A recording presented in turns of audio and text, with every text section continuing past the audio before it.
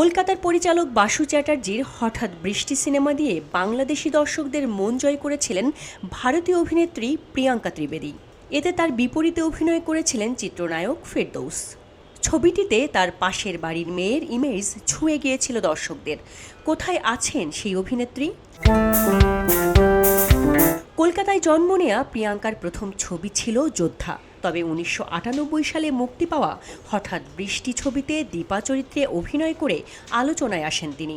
এরপর চুপি চুপি, সাথী, রাজা, সঙ্গী সহ অনেক ছবিতেই দেখা গেছে তাকে।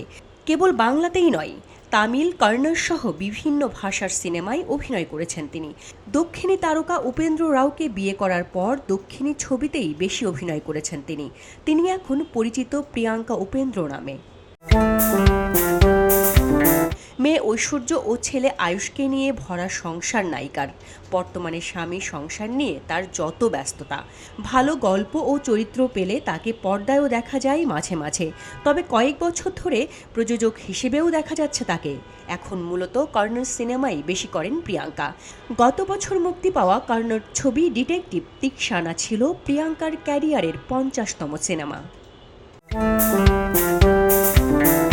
কলকাতার পরিচালক বাসু চ্যাটার্জির হঠাৎ বৃষ্টি সিনেমা দিয়ে বাংলাদেশি দর্শকদের মন জয় করেছিলেন ভারতীয় অভিনেত্রী প্রিয়াঙ্কা ত্রিবেদী।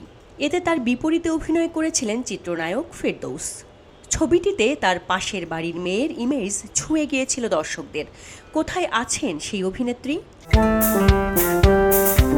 কলকাতায় জন্ম নেয়া প্রিয়াঙ্কার প্রথম ছবি ছিল যোদ্ধা। তবে 1998 সালে মুক্তি পাওয়া হঠাৎ বৃষ্টি ছবিতে দীপা চরিত্রে অভিনয় করে আলোচনায় আসেন তিনি। এরপর চুপি চুপি, সাথী, রাজা, সঙ্গী সহ অনেক ছবিতেই দেখা গেছে তাকে। কেবল বাংলাতেই নয়, তামিল, কন্নড় সহ বিভিন্ন ভাষার সিনেমায় অভিনয় করেছেন তিনি। দক্ষিণী তারকা উপেন্দ্র রাওকে বিয়ে করার পর দক্ষিণী ছবিতেই বেশি অভিনয় করেছেন তিনি এখন পরিচিত প্রিয়াঙ্কা উপেন্দ্র নামে। মেয়ে ঐশ্বর্য ও ছেলে আয়ুষকে নিয়ে ভরা সংসার নায়িকার। বর্তমানে স্বামী সংসার নিয়ে তার যত ব্যস্ততা, ভালো গল্প ও চরিত্র পেলে তাকে পর্দায়ও দেখা যায় মাঝে মাঝে। তবে কয়েক বছর ধরে প্রযোজক হিসেবেও দেখা যাচ্ছে তাকে। এখন মূলত কন্নড় সিনেমাই বেশি করেন প্রিয়াঙ্কা। গত বছর মুক্তি পাওয়া কন্নড় ছবি ডিটেকটিভ তিক্সানা ছিল প্রিয়াঙ্কার ক্যারিয়ারের 50তম সিনেমা। পক্ষপাতের ভিড়ে আজ থেকে কোনো পক্ষ নয়, খবর হবে নিরপেক্ষ।